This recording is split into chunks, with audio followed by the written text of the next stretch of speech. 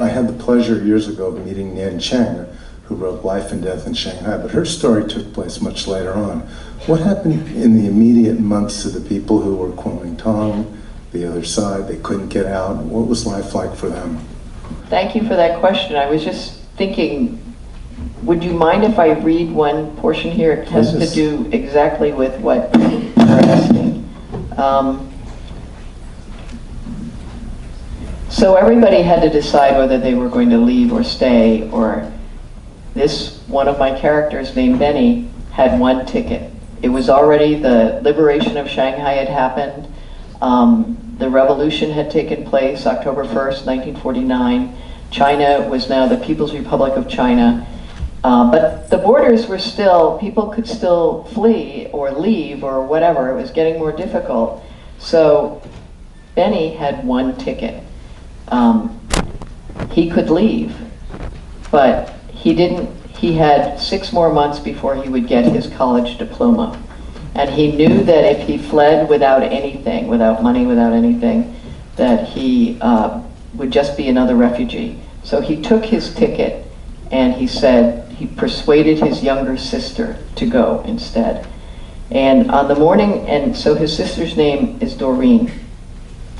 On the morning of Doreen's departure, Benny helped her pack. Along with her clothes and identification papers, she took the last of Benny's cash and a few small pieces of gold jewelry from before their father's arrest. Their father was the collaborator who had been arrested. It all fit into a small bag. She tucked the ticket into a pocket. When Benny and Doreen arrived at the Shanghai North Railway Station, they were stunned to find their mother waiting for them. There she was, her features as fine as ever, looking elegant in her high heels and her high-necked silk qipao. Somehow she had learned that Doreen was leaving, and she pleaded with her daughter to stay. "Come live with me in Suzhou," she begged.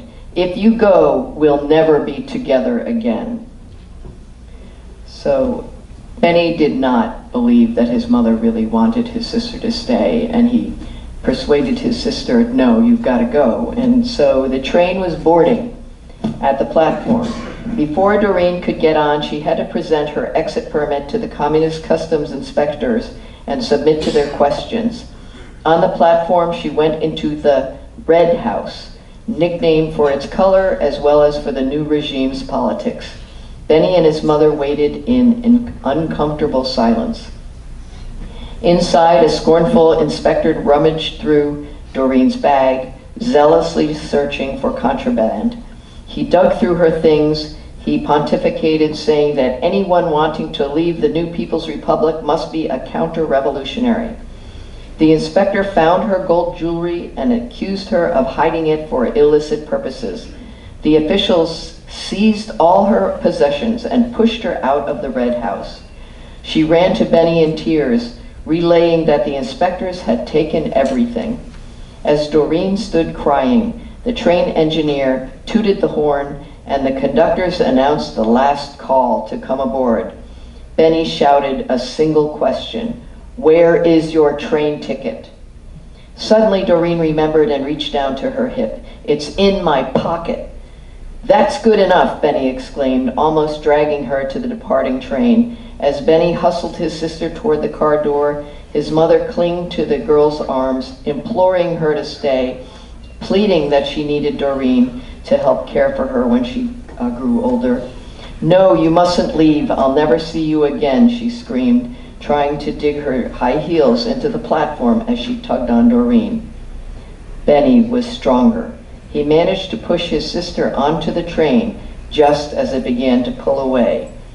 From the open door, Doreen called out to him, "I have no money, no clothes, nothing. What should I do?" Well, Benny shouted back some instructions. Here, this girl is on the train with nothing, heads to Guangzhou, and Benny stays behind with the mother. And so the story here then diverges because Doreen has a new life where she heads off to and ends up in Hong Kong alone. And Benny is behind. He's the son of a collaborator, and in China at that time, and you mentioned Nian Zheng's Life and Death in Shanghai, which was such a moving book, and I recommend that to everyone here. But as she described it, if you were good, you were red. You were part of the proletariat. If you were bad, you were a counter-revolutionary. And they had different categories of counter-revolutionaries. Benny was like the worst, his family was the worst level of counter-revolutionaries. So, so my book follows Benny through those years of the 10 years of the Cultural Revolution, and what happens to him, what happens to the difference between him and his sister. They are on divergent paths too. So, so that's not, that question is not far afield. That's also in here too. So thank you for that.